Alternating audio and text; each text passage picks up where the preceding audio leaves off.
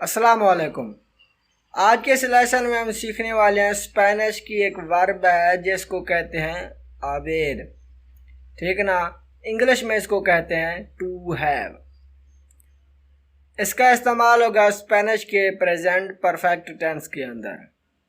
आज के इस वीडियो में हम इस वर्ब को सीखते हैं, तो चलिए वीडियो शुरू करते हैं। अच्छा जी, तो एक लफ्ज़ है आबेर और दूसरा है तेनेर। दोनों का मतलब भी इंग्लिश में टू हैव है और उर्दू में एक का मतलब है यानी आबेर का होना और तेनेर का मतलब है रखना। लेकिन आज हमारा जो टारगेट है वो है आबेर। दोनों हैं भी वर्ब, लेकिन आपको किसी भी कश्मकश में मुब्तला किए बगैर आगे बढ़ता हूँ, क्योंकि हमारा आज का सबक आबेर है, तो इसे ही सीखेंगे।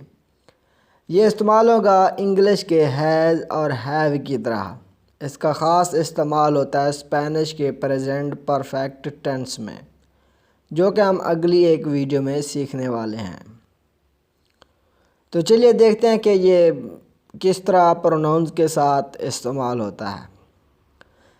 जैसे हम इंग्लिश में इस्तेमाल करते हैं आई के साथ हैव, तो इसी तरह स्पेनिश के आई यानी जो के साथ हम इसे इस्तेमाल करेंगे ए। खामोश है, सिर्फ ए पढ़ेंगे, ठीक है ना। जो के साथ लगेगा ए, जैसे इंग्लिश में लगता है आई के साथ हैव।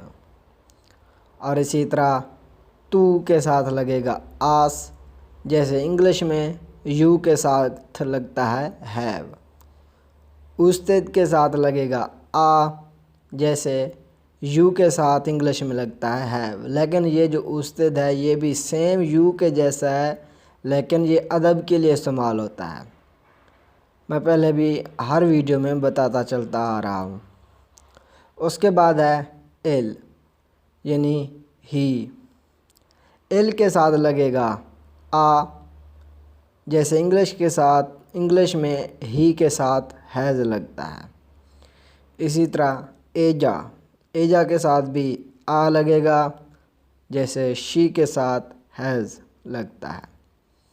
और अगर कोई नेम हो, जैसे यहाँ पर मैं अली को मेंशन कर रहा हूँ, अली यानी कोई नेम हो तो उसके साथ लगेगा आ, यानी उस्ताद, एल, एजा और कोई नेम हो तो उनके साथ लगेगा आ, यानी अली हैज़, जैसे इंग्लिश में इस्तेमाल होता है।